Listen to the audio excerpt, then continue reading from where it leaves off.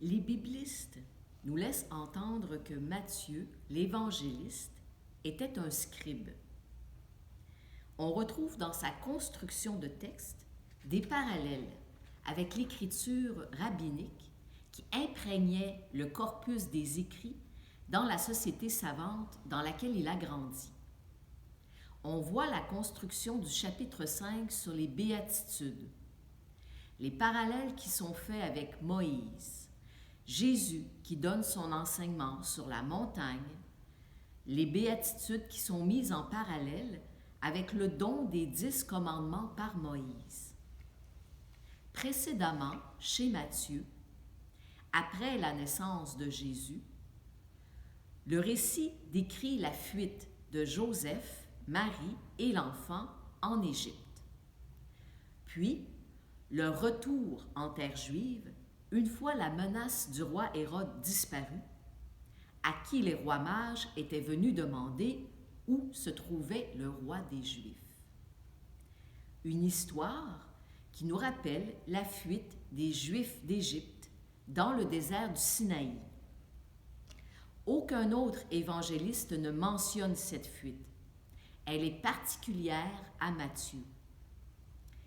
Il est important de noter cette trame narrative particulière de l'évangéliste Matthieu. Il faut garder à l'esprit que ces constructions littéraires, que sont les évangiles, portent l'empreinte de leur rédacteur. À qui s'adresse le Nazaréen dans ce discours sur la montagne? Matthieu nous parle d'une foule qui suit Jésus. Qui sont ces gens? Toute la Bible nous le dit. Les sujets du discours des prophètes sont les laissés-pour-compte de la société dans laquelle ils vivent.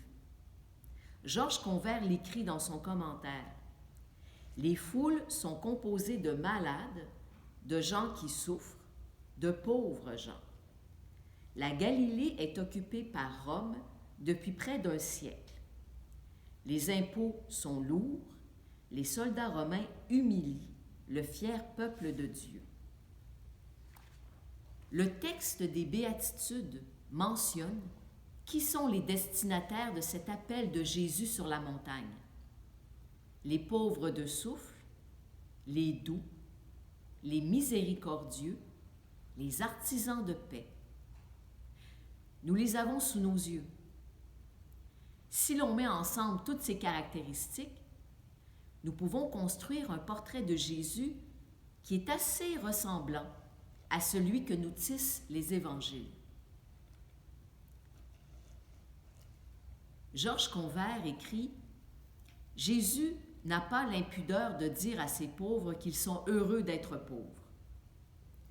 S'il y a un facteur positif à leur statut, c'est que celui-ci les a amenés à se mettre à l'écoute de la parole, de sa parole. » André Chouraki a traduit le texte de la Bible.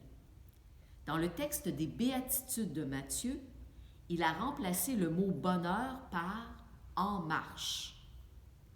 C'est sous cette définition que le commentaire de Georges s'est articulé. Ainsi, si l'on remplace « heureux » par le terme « en marche » dans ce texte, il me semble que l'intention du discours se fait plus perceptible. Être en marche ne définit pas un état, mais une action. Cela donne un dynamisme aux béatitudes. C'est affirmer que ces personnes qui se sont mises à marcher à la suite de Jésus, qui se sont mises à son écoute, se sont mises en marche vers le royaume. Les béatitudes s'adressent-elles toujours à nous? Je ne m'identifie pas beaucoup à ces foules désœuvrées de Galilée dont nous parle le texte de l'évangéliste Matthieu. En remplaçant le terme « heureux » dans les béatitudes par « en marche », comme André Chouraki nous le propose, il est plus facile de s'approprier les béatitudes aujourd'hui. Se mettre en marche, c'est affirmer notre désir de changer, de sortir de la mortification, de faire teshuva, comme le demande la tradition juive. Faire métanoïa, disent les chrétiens. Changer de regard, revenir vers la vie, vers Dieu. Sur le site de Regard protestant, j'ai entendu un discours du révérend Antoine Nouillat.